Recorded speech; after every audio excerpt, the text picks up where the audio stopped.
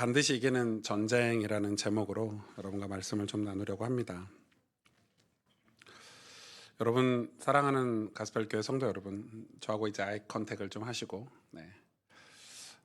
설교를 그렇게 막 이렇게 잘 적지 않으셔도 돼요. 제 생각에는 저희가 녹취본을 다 제공을 하니까.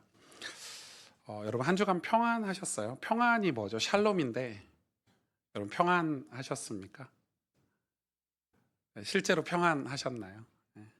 그냥 목사님 물어보니까 아멘 이렇게 하지 마시고 실제 저는 그렇게 평안하지 못했던 것 같아요. 사실 우리는 오늘 이 예배를 마치고 또다시 우리 각자의 삶에, 여러분 여기 청소년들, 청년들도 있는데 직장이나 학원이나 학교나 또 가정으로 돌아갔을 때 우리의 삶은 치열한 전쟁터가 아닌가요? 그죠? 근데 우리 뭐하고 싸우고 있죠? 우리 뭐하고 싸우고 있을까요? 월요일 아침 우리가 세상 문을 열고 나설 때 우리를 가장 먼저 주눅들게 하는 게 뭘까요? 우리가 가나안 땅에 들어갔을 때 가나안 땅에서 제일 우리를 기다리고 있는 첫 번째가 수많은 병거와 군대였거든요. 저는 아마도 이게 오늘날로 따지자면 여러분이 월요일 날 뭐 학교나 학원이나 뭐 직장이나 여러분 세상으로 나갈 때 오늘날 우리 눈앞에 펼쳐진 그 병거와 그 거대한 군사가 뭐냐고 생각하면 저는 숫자라고 생각해요. 숫자. 거대한 숫자들. 이번 달 채워야 하는 뭐 실적의 숫자. 그리고 텅 빈 통장 잔고의 숫자. 그리고 남들보다 뒤처진 것 같은 우리 자녀의 성적표. 우리 청소년들은 나의 성적표. 그리고 나날이 더해가는 우리 나이라는 숫자. 성경은 이것을 말과 병거의 숫자라고 부르는 거예요. 내 수중에 보잘것없는 이 단검, 조그만 검 하나밖에 없는데 세상은 마치 거대한 탱크, 장갑차, 막강한 군사력을 가지고 우리를 향해서 이렇게 달려오고 있는 것 같죠. 그래서 우리가 숫자가 나보다 많아 보이면 우리는 본능적으로 뭐에 사로잡히냐면 두려움이 딱 밀려옵니다. 우린 본능적으로 두려움이라는 게 오죠. 우리 뭐 그런 거 많잖아요. 학교 가서도 공부 잘하는 친구들, 또 돈 많은 사람들, 또 세상에서 말하는 그런 권력과 그 명예 앞에 우리는 두려움부터 생기죠. 그런 우리에게 오늘 본문 1절은 마치 천둥 소리와 같이 큰 그런 소리로 하나님이 모세를 통해서 선포하는 거예요. 뭐라고 말씀하시죠? 내가 나가서 적군과 싸우려 할 때에 말과 병거와 백성이 너보다 많음을 볼지라도 그들을 두려워하지 말라. 내가 나가서 적군과 싸우려 할 때 말과 병거와 백성이 너보다 많음을 볼지라도, 많다는 거죠. 여러분, 이 가나안 땅이 그냥 무혈입성하는 게 아니에요. 엄청난 군대와 말과 병거가 가나안 땅에 가득해요. 근데 두려워하지 말라고 얘기해요. 왜냐하면 영적인 전쟁의 진짜 승부처는 어떤 외부에 있지 않아요. 상대방에게 있지 않고 적의 숫자에 있지 않고 바로 내 안에 두려움에 있어요. 승부처가. 이 전쟁에서 승리하냐 실패하냐는 내 안에 두려움에 있어요. 하나님은 이 두려움을 어떤 식으로 해결해 주시는지 오늘 말씀에 기록하고 있는데, 하나님은 전쟁에서 승리하는 군사가 되기 위해 우리가 결단해야 할 3가지 선택을 오늘 말씀해 주시고 계세요. 첫 번째는 1절부터 4절까지인데 기억의 선택이에요. 기억을 선택하라는 거예요. 우리 기억을 가지고 선택하라는 거예요. 그래서 숫자가 아니라 내가 기억하고 있는 스토리를 붙잡으라고 말씀하고 계세요. 왜냐하면 막상 가나안 땅에 들어갔더니 적의 병거가 우리 쪽보다 훨씬 많아요. 근데 오늘 본문을 읽어보면 하나님이 마치 가나안 땅의 그 군대들은 아무것도 아닌 것처럼 다 진멸하고 빨리 처분하고 이렇게 얘기하시는데, 여러분, 우리가 이 조그만 군대라면 상대방은 이 조그만 군대 수백 배예요. 이 오늘 말씀과 대조가 되죠. 현실은 가나안 땅의 병거와 군대가 훨씬 더 많습니다. 막강하죠. 그러니까 적의 병거가 내 쪽보다 훨씬 많아 보이니까 그럼 우리는 본능적으로 어떻게 하죠? 계산기를 두드려 보죠. 그게 두려움이잖아요. 계산이 되는지 안 되는지 두드려 보는 거예요. 아, 이건 확률적으로 절대 안 돼. 이건 지는 게임이야. 이렇게 얘기하는 거예요. 해보지도 않고 이미 두려움이 엄습해서 계산기부터 두드려 보고 이건 할 수 없어. 가나안 가면 안 돼. 가면 무조건 실패. 가나안에 가면 우린 무조건 죽어. 절대 안 된다는 생각에 사로잡히면 아무것도 할 수가 없죠. 우리는 그런 두려움에 딱 사로잡히게 돼 있어요. 그래서 우리 인생을 조정할 힘조차 빼앗기게 돼요. 여러분, 우리 인생을 조종해야 되잖아요. 컨트롤해야 되잖아요. 하나님, 우리가 기도하시면 성령 하나님 우리 인생을 미세하게 조종하시죠. 우리의 방향을 틀어주시거나 우리를 다듬어 가시거나. 그런데 그런 조정할 힘조차도 이 두려움은 다 뺏어가 버려요. 그래서 하나님은 그때 뭐라고 말씀하시냐면 그 계산기 내려놓고 기억 장치를 돌리라고 얘기해요. 오늘 본문 1절에 뭐라고 시작합니까? 이 전쟁에 앞서서 애굽 땅에서 너를 인도하여 내신 내 하나님 여호와께서 너와 함께 하시느니라. 이 기억을 다 살려주세요. 애굽 땅에서 너를 인도하셨대요. 누가요? 하나님께서. 여러분, 애굽의 군대가 더 강해요? 가나안 군대가 더 강해요? 애굽 군대가 훨씬 발전됐어요. 훨씬 더 강해요. 거기서 구원하시고, 여러분, 요단강이 더 넓어요? 홍해가 더 넓어요? 홍해가 훨씬 더 큰 바다예요. 하나님이 거기서 구원하신, 거기서 인도해 주신 하나님이 함께 하신다는 사실을 지금 기억시켜 주고 계시는 거예요. 오늘 이 본문 말씀을 가지고 제가 진짜 좋아하는 목사님이 찰스 스펄전 목사님인데, 제가 이번 주에 새벽 집회 준비한다고 이제 도서관에 가서 이 설교집들을 좀 찾아보고 공부하는데, 이 찰스 스펄전 목사님 설교집을 몇 편을 봤어요. 근데 이 오늘 본문에 대해서도 설교집이 있더라고요. 이렇게 이 대목을 두고 이렇게 스펄전 목사님이 얘기하셨어요. 그대로 읽어드릴게요. 그리스도인이여, 당신의 과거를 돌아보십시오. 홍해를 가르시고 광야에서 만나를 먹이신 하나님이 지금 당신 앞에 작은 시냇물을 못 건너가게 하시겠습니까? 전쟁은 당신의 손에 든 창검에 달린 것이 아니라 당신을 붙드시는 하나님의 신실한 손에 달려 있습니다. 여러분, 철병거와 거대한 적군이라는 숫자는 우리를 속이죠. 그것만 보고 있으면, 그것만 계속 쳐다보고 있으면 함께 하시는 하나님을 잊어버리게 돼요. 구원을 잊어버리게 돼요. 숫자는 하나님이 보이지 않게 만들어요. 그게 거대하게 보이니까. 하지만 스토리는 하나님을 보게 만들죠. 지금까지는 여러분의 삶을 지금까지 우리의 삶을 여기까지 인도하신 하나님의 그 구원의 스토리를 우리 보고 기억해내라고 하나님 하시는 거예요. 이번 주 나를 압도하는 환경의 숫자가 보일 때마다 계산기를 두드리지 말고 나를 구원하셨던 하나님의 은혜를 먼저 꺼내라는 거예요. 좀 목회자니까 이 목회자 세미나나 제 목사 친구들하고 이제 자주 교제를 하죠. 가면은 특히 요즘은 더 그게 심해진 것 같아요. 뭐라고 다들 얘기하냐면 안 된다는 거예요. 뭐 청소년 사역도 불가능하고 다음 세대 사역도 불가능하고 교회가 개척도 불가능하고 교회 부흥 이제는 너무 힘들어. 왜냐면 너무 큰 목사님들이 이제 막 이슈가 터지고 이러니까 교회 환경이 너무 안 좋아서 전도도 불가능하고 하나님 나라 확장하는 일이 이제는 불가능한 시대가 왔다고 전부 다 안 된다는 얘기만 하는 거예요. 뭘 쳐다보고? 숫자를 쳐다보고 상황이나 환경을 쳐다보고. 근데 계속 그런 얘기를 하다 보면요, 어떤 마음이 드냐면 우리 안에 소망이 다 사라져요. 여러분, 예를 들어서 새벽 집회가 이번 주에 있잖아요. 5일간 우리의 환경이나 상황 때문에 못 갈 상황이야. 이해가 돼요. 아이 엄마들이나 뭐 직장인들 쉽지 않죠.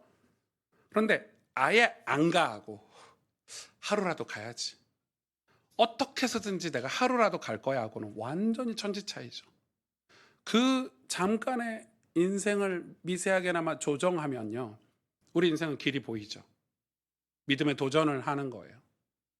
그런데 그 배경이 뭐냐면 우리를 구원해 주신 하나님, 우리를 애굽의 병거에서 건져 주시고 홍해에서 우리를 건져 주신 하나님, 광야에서 만나로 우리를 먹여 주시고 불 기둥과 구름 기둥으로 우리를 지켜 주셨던 하나님, 그 하나님이 너희와 함께 하시는 기억을 되새겨라, 이렇게 얘기해 주시는 거예요. 두 번째는 우선순위의 선택이에요. 이게 참 독특한 명령이에요. 이 5절에서 9절 말씀인데 아주 독특해요. 5절 9절 우리 같이 들었잖아요. 말씀을 읽었죠. 아니, 전쟁 앞두고 군사를 한 명이라도 더 충원해야 되는 거 아닌가요? 저도 그렇거든요. 무슨 교회에서 행사 같은 거 하면 스텝이 한 명이라도 더 있어야 되고, 새벽에 우리 찬양팀 모으자 하면 한 명이라도 더 있어야 되고, 그게 우리 마음이에요. 그럼 전쟁은 더 심하죠. 군사가 한 명이라도 더 모아야 될 판에 뭐라고 얘기하시냐면, 오늘 본문 아까 읽으셨죠. 오히려 군사들을 집으로 돌려보내세요. 그 돌려보내는 명단이 뭐냐면, 이유가 뭐냐면, 첫째는 뭐예요? 5절부터 보면 새 집을 지은 사람, 새 집을 지었는데 아직 입주를 못한 사람, 그래서 새 집에 지었는데 나 대신 다른 사람이 그 집에 들어갈까 걱정 때문에 전쟁에 참여를 못하니까 집에 돌려보내라는 거예요. 또 하나는 포도원을 만들어 놨는데 첫 열매를 못 먹은 사람, 그리고 세 번째는 뭐예요? 약혼하고 결혼을 아직 못한 사람. 이들이 죄를 지었습니까, 여러분? 나쁜 사람들인가요? 불신앙인가요? 아니죠. 집을 짓고 포도원을 갖고 결혼하는 것은 하나님이 주시는 아름다운 축복이에요. 그러나 왜 하나님이 이들을 돌려보내셨을까? 그 축복의 마음이 뺏겨서 정작 우리에게 주신 전쟁, 사명에 집중하지 못하는 상태가 전쟁터에서는 가장 위험한 상태이기 때문이에요. 종교개혁자 칼빈은 이 구절을 이렇게 주석해요. 뼈아픈 경고를 남겼어요. 제가 기독교 강요의 한 구절을 그대로 읽어드릴게요. 하나님이 주신 선물 자체가 우리를 해치지는 않는다. 다만 우리가 그 선물에 너무 깊이 침몰하여 선물을 주신 분의 부르심을 잊어버릴 때 그것은 영적 마비 상태가 된다. 독특한 명령이죠. 사랑하는 성도 여러분, 혹시 여러분 하나님이 주신 직장, 하나님이 주신 가족, 하나님이 허락하신 여가생활 누리시느라 그 선물을 주신 목적을 잊지는 않습니까? 내 집 꾸미는 게 바빠서, 내 포도원 가꾸는 게 급해서, 정작 우리가 싸워야 될 전쟁은 그 전쟁에 임하지 않고는 있지 않습니다. 오늘날 전쟁은 뭘까요? 사람을 죽이는 건가요? 아니죠. 여러분, 구약의 그 당시에는 그렇게 해야 죄를 도살하는 것을 성도들이 이해할 수 있었어요. 오늘날은요, 이 전쟁의 진정한 의미는 무엇입니까? 죄와 싸우는 거잖아요. 죄와 싸우는 전쟁이에요. 불의와 싸우는 전쟁. 그러면 우리가 내 집 꾸미는 게 바빠서, 포도원 가꾸는 게 급해서, 결혼 때문에 죄와 싸우는 영적인 전쟁에 관심이 없다면 우리는 이 칼빈이 경고하고 있는 이 경고에 해당되는 사람인 거죠. 하나님께서 주신 은혜가 너무 커서 저는 목사가 됐어요. 여러분, 목사는 아무나 될 수 없어요. 은혜가 커야 돼요. 은혜가 압도해야 돼요. 그 어떤 것보다 하나님의 은혜와 부르심이 압도된 사람이 목사가 될 수 있어요. 계산이 없어요, 거기에는. 그래서 전 목사가 됐어요. 그런 사람인 저가 목회하느라고 정작 하나님이 주신 사명을 잃어버린 경우가 있어요. 숫자에 신경 쓰느라고 복음을 놓치는 경우가 있다고요. 목회를 신경 쓰느라고 하나님을 사랑하고 하나님 앞에 올바르고 거룩하고 의로운 오승주가 되는 길을 놓칠 때가 있다니까요. 그 영적인 싸움을 잃어버릴 때가 있어요. 이건 단순히 우선순위의 문제가 아니죠. 신앙은 항상 하나님이어야 돼요. 우리 신앙의 대상은 항상 하나님 한 분이어야 돼요. 전쟁은 머릿수로 그래서 하는 게 아니에요. 오직 하나님 한 분만을 전적으로 신뢰하는 준비된 군사를 통해서 하시겠다는 거예요, 하나님은. 여러분 죄와 싸우는데 숫자가 필요합니까? 숫자가 많으면 좋긴 하죠. 그러나 죄와 싸워서 이기려면 하나님 한 분만을 신뢰하는 준비된 신앙이어야 돼요. 여러분 죄라니까 완전 다르죠, 느낌이. 저는 우리 교회가 이제 그렇게 준비될 때라고 생각합니다. 아멘. 저는 우리 교회가 이제 이 영적인 싸움에 나서야 될 때라고 생각합니다. 저는 이번 새벽 집회가 그런 영적인 훈련장이 되기를 바라요. 왜냐하면 저의 지난 사역의 길을 돌아보면 제 인생에도 큰 전쟁을 몇 번 치렀는데, 이 전쟁을 앞둘 때 진짜 하나님께서, 저는 우리 성도님들이 저를 위해서 기도하고 있다는 너무 큰 확신을 가지고 있는 게 뭐냐면, 제가 막 생각 없이 말이 앞서갈 때가 되게 많은 사람이에요. 막 계획 없이 일을 할 때도 있어요. 그런데 신기하게 큰 전쟁 앞에서는 항상 기도의 자리로 저를 인도하셨어요, 하나님이. 신기해요. 저는 그렇게 막 신중하고 기도를 해서 돌다리 두드려 가듯이 그런 사람이 아닌데, 여러분이 저를 위해서 기도하고 있는 거죠. 정말 큰 전쟁 앞에서는 항상 기도의 시간을 하나님이 허락하셨고 기도하라는 거예요. 그리고 그 기도의 때 하나님의 부르심을 확인했어요. 그 부름은 항상 올바른 길로 인도하시기 위한 부름이었어요. 여러분, 기도하는 게 고단해요. 몸도 고단하고 또 굉장히 힘든 시간이에요. 그런데 그 기도 시간이 우리의 두려움을 쫓아내고 우리의 영적인 근육을 키워주고 우리가 전쟁에서 승리할 수 있는 전적인 하나님의 군사가 되기 위한 하나님의 선물이 분명해요. 여러분, 분명해요. 사랑하는 성도 여러분, 우리 교회가, 저는 하나님께 쓰임받기를 원하고 우리 교회 성도들이, 우리 다음 세대들이 한 명도 빠짐없이 하나님께 축복되기를 원해요. 그런데 하나님께 쓰임받는 사람은 대단한 능력 있는 사람이 아니에요. 어떤 사람인 줄 아세요? 마음이 나뉘지 않는 사람이에요. 마음을 빼앗기지 않는 사람이에요. 내 집 꾸미는 걸 하지 말라는 게 아니에요. 포도원 열매 먹지 말라는 게 아니에요. 결혼하지 말라는 게 아니에요. 그러나 여러분, 이 말을 칼빈이 이렇게 얘기했어요. 그 어떤 하나님의 축복도 하나님의 사명을 대신할 수 없다고 얘기했어요. 여러분, 축복이 있고요, 복이 있고요, 사명이 있어요. 우린 하나만 선택할 수 있다. 뭘 선택해야 돼요? 사명을 선택해야 돼요. 예수님이 이 땅에 오셔서 만왕의 왕으로 사실 수 있었어요. 자기 백성들이 자기를 찬송하고 호산나 호산나 찬송할 때 그들과 함께 왕국을 만들며 복되게 사실 수 있었어요. 그러나 그는 복을 선택하지 않고 우리가 볼 때 사명을 선택해서 십자가를 지셨어요. 우리는 하나를 선택해야 된다면 우리는 사명을 선택해야 돼요. 그래서 복이 사명을 지워서는 안 돼요. 여러분의 삶의 축복들이 하나님 우리에게 주신 사명을 빼앗아가서는 안 돼요. 그래서 우선순위를 두라는 거예요. 그래서 그런 군사들을 다 돌려보내고 있는 거예요. 근심과 염려가 많은 사람들, 두려움이 많은 사람. 왜냐하면 전쟁에서 승리할 수 없어요, 그 사람들은. 여러분, 우리는 영적 전쟁에서 승리해야 돼요. 그래서 내 마음의 지분을 다시 사명으로 집중해야 되는 거예요. 세 번째는, 마지막으로 세 번째 선택은 거룩의 선택이에요.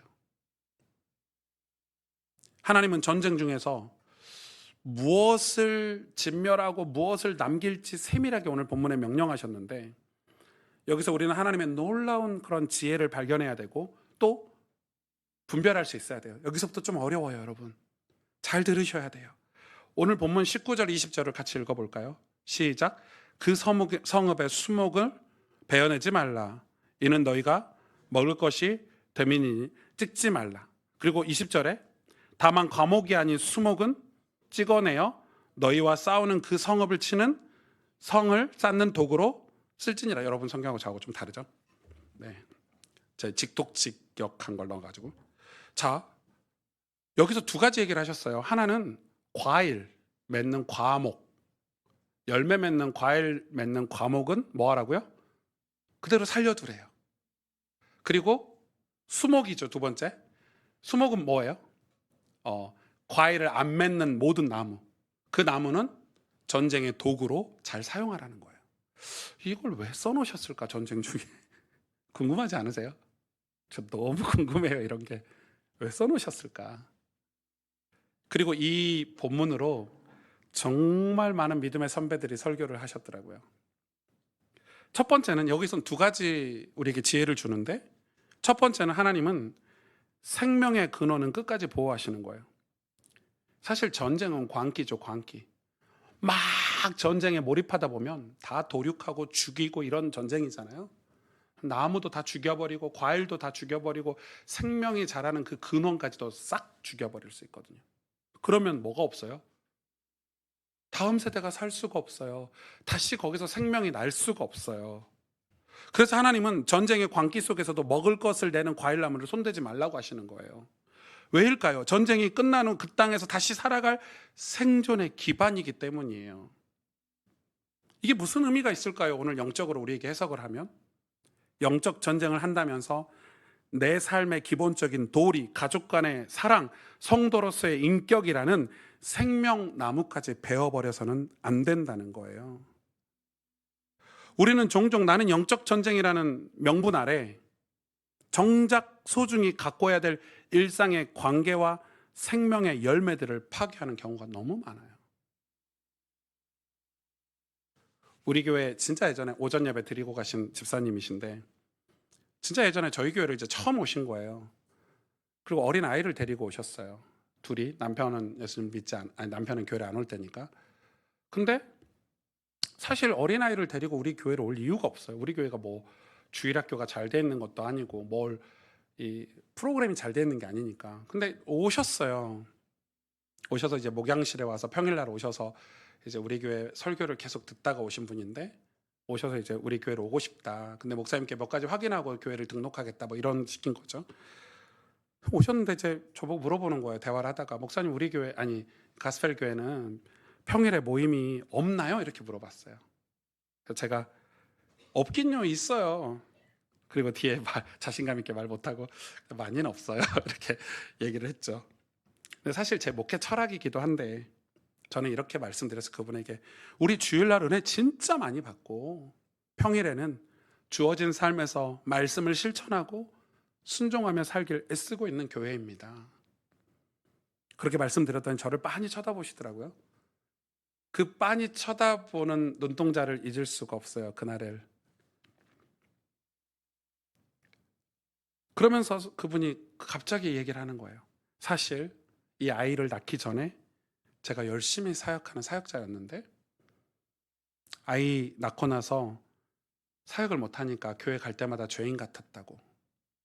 근데 교회에서 뭐라고 자꾸 목사님이나 사역자들이 얘기하냐면, 빨리 키우고 사역 복귀하라, 이 소리를 계속 들으니까 더 죄인 같았다고.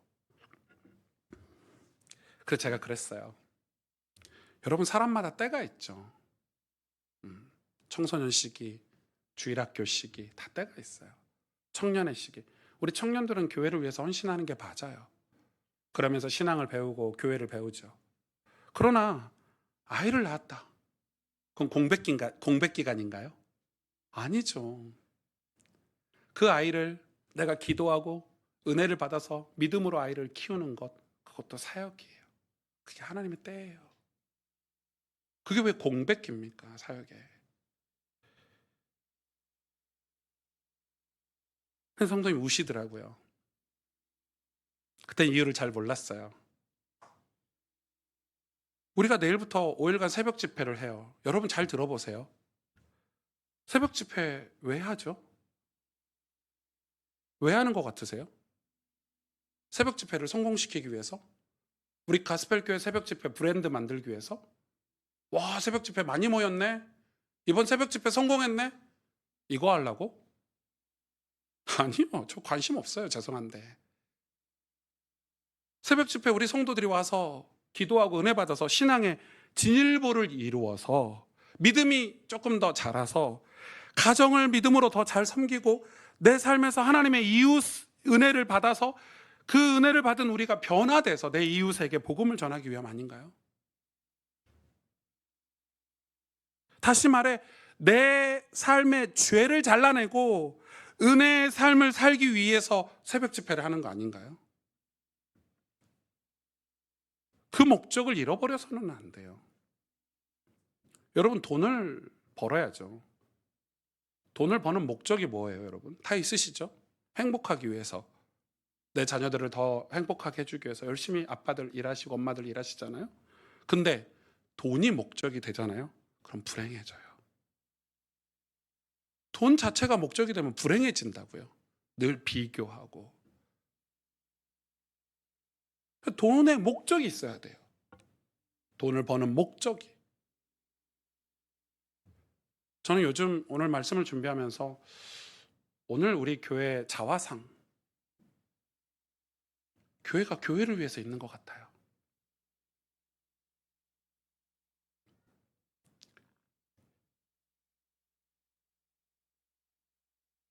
제가 사실 2주 전에 이거 사실 이런 사역 얘기를 하면 안 돼요. 안 되지만 고등학교 2학년 아이가 이제 생을 마감한 부모님을 누가 소개시켜 줬어요. 목사님 가서 복음 좀 전해주세요 이러는 거예요. 일단 만나러 갔어요. 아이가 한 명인 집이에요. 한 명이 이제 사라졌죠. 넋이 다 나가 계세요. 엄마 아빠가. 저는 그 마음을 1도 이해를 못해요. 옆에서 저보고 자꾸 찌르는 거예요. 복음 전하라고. 가만히 좀 계셔보세요. 제가 뭐 할 수 있는 게 없어요. 물론 복음을 전하면 좋죠, 여러분.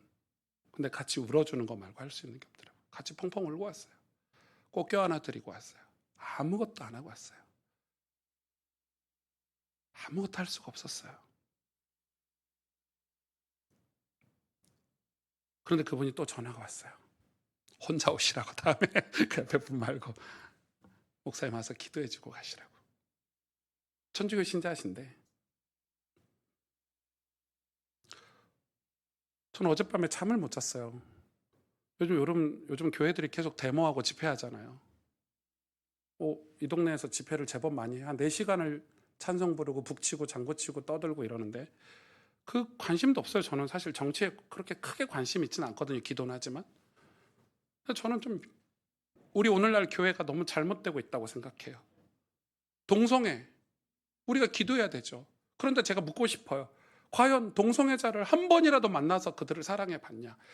동성애자를 만나서 단 한 번이라도 그들을 가슴에 품어보고 기도해 봤냐? 안 해봤잖아요, 우리. 근데 왜 정죄하고 손가락질 하는데요? 그 손가락, 그 정죄의 손가락을 우리 자신에게 비쳤을 때 우리는 떳떳한가요? 하나님 앞에? 우리 떳떳한가요? 우리는 의인인가요? 우리 좀 제법 괜찮은 크리스찬인가요? 아니요.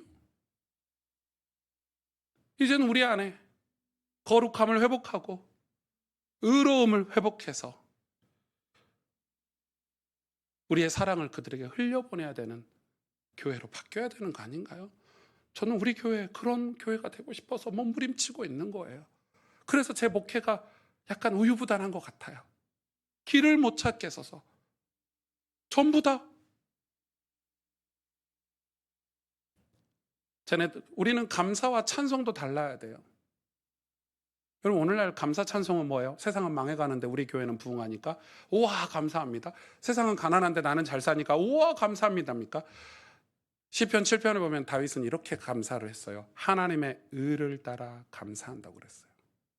하나님의 의를 따라 감사하다. 진짜 감사는 뭐예요, 여러분? 우리가 저들을 가슴에 품고 섬기고 기도해서 감사한 거 아닌가요? 우리가 아픈 다음 세대들을 가슴에 품고 기도해서 감사한 거 아닌가요? 두 번째는 도구의 가치예요. 과일이 열리지 않는 일반 수목, 이거 베어가지고 전쟁할 때 쓰는 전쟁 도구로 만들래요. 전 처음에 이게 설교가 안 됐어요. 솔직하게 말씀드릴게요. 우리 스펄전 목사님 설교집 읽고 완전히 이해가 됐어요. 저 이게 좀 이해가 안 됐어요. 왜 과일이 열리지 않는 나무 이걸 왜 써놓으셨을까 이 본문에. 이건 우리가 가진 세상적인 자원, 재능, 시간, 물질을 상징한다고 해요. 이걸 어떻게 사용해야 되는지 보여주는 거예요. 열매 없는 나무는 그냥 두는 게 아니라 하나님 나라의 승리를 위한 도구로 가감히 전환시켜야 됩니다, 여러분. 우리 인생을 조정하라는 거예요. 우리가 영적인 전쟁을 하고 있나요? 우리 죄와 싸우고 있나요? 여러분, 영적인 전쟁이 멈추면 신앙은 도태됩니다. 우린 죄와 늘 싸워야 돼요. 늘 세상 악한 영들과 싸워야 되죠. 그런데 왜 멈춰버렸죠? 대다수 이유가 뭐예요? 시간이 없다? 물질이 없다? 이런 거잖아요. 근데 진짜 시간이 없고 물질이 없냐? 아니라는 거예요. 가만 보면 그 시간, 그 물질 허투루 쓰고 있잖아요. 우리의 삶의 방향이 그냥 감정 흘러가는 대로, 그냥 기분대로, 그냥 흘러가는 대로, 그냥 바라만 보고 있잖아요. 그걸 조정하라는 거예요. 에이, 이런 시간, 이런 시간, 이런 물질이 뭐 얼마나 대단하다고. 아니요. 그 시간을 조정하고 그 물질을 아껴서 우리 영적인 싸움의 도구로 쓰라는 거예요. 여러분, 그걸 조정하는 거예요. 다시 믿음으로, 다시 영적인 군사로, 다시 우리 인생의 생사화복을 주관하시는 하나님을 향해서 우리의 시간을 드리고 물질을 들여서 하나님 바라보라는 거예요. 왜냐? 이 전쟁을 승리하게 하시는 분은 유일하신 하나님 한 분밖에 없어요, 여러분. 아멘. 우리에게 복을 주시는 분도 하나님 한 분밖에 없어요. 가나안의 더러운 우상 문화에서 하나님 나라로 바뀌는 축복을 주시는 분이 우리 하나님 한 분밖에 안 계세요. 그래서 그 하나님 앞에 이 나무 열매가 열리지 않는 이런 수목들을 전쟁의 도구로 쓰라는 거예요. 사랑하는 성도 여러분, 우리는 신앙생활을 하면서 끊임없이 전쟁을 해야 합니다. 우리가 일상 때문에 전쟁을 멈춰서는 안 돼요. 어떤 전쟁일까요? 가정을 복음화하는 전쟁. 우리가 불신자들에게 복음을 전하는 전쟁, 선교를 해야 되는 전쟁. 정말 요즘 교회들이 너무 문제들이 많다고 하는데 그 와중에 건강하고 하나님 기뻐하시는 교회를 세우는 전쟁. 또한 우리 자신에게는 우리 자신이 거룩해지는 전쟁. 하나님과의 관계를 회복하는 전쟁. 그리고 감사와 찬송이 가득한 행복해지기 위한 전쟁. 여러분, 이게 우리의 전쟁 아닌가? 우리 자녀들을 믿음으로 키우기 위한 전쟁. 온 가족이 함께 예배하고 찬송하며 기쁨을 나누는 전쟁. 이 전쟁을 회피할 수 있나요?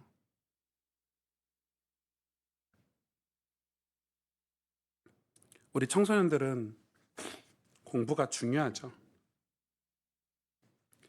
우리 인생을 살면서 우리 청소년 시기에 공부보다 중요한 전쟁은 없어요. 전쟁을 잘 치러서 승리해야 돼요. 좋은 직장도 가고 좋은 전문인도 돼서 그럼 멋들어진 삶을 살면 좋죠. 그런데 그게 공부의 목적이라는 게 있잖아요. 내가 이 공부를 왜 해야지? 그 목적을 잃어버리면, 공부 자체가 목적이 돼버리면 어떻게 되죠? 주저앉게 돼요. 우리 예배를 하면서, 여러분 나눔터에서 은혜를 나누면서 서로 힘을 얻고 하나님을 만나고 하나님 말씀을 나누는 은혜가 여러분의 있기를 축복합니다. 저는 우리 청소년들이 학교에서 기도 모임을 하고 또 교회에서 성경 말씀을 배우는 게 너무너무 중요하다고 생각합니다. 왜냐하면 공부만이 목적이 아니기 때문이에요. 공부의 목적을 발견하기 위해서. 우리 청년들이 직장에서 일을 하는데 일이 목적이 돼서는 안 돼요. 그래서 교회와 일을 분리시키는 이원론적인 삶을 살아서는 안 돼요. 우리는 우리 일상에서 거룩함을 위해서 싸워야 돼요. 그리고 내가 은혜를 받은 사람으로서 우리 세상에 하나님이 나를 파송했다는 사실을 기억하고 살아야 돼요. 그걸 계속해서 조정하고 가는 게 전쟁이에요. 믿음으로 작은 구멍만 있다면 가는 거예요. 그런데 우리는 숫자만 보고 에이, 요즘 청년들은 신앙생활 안 해. 에이, 요즘 청소년들이 누가 기도하고 신앙생활해. 그래서 아예 시작도 안 해요. 맞나요? 아니죠.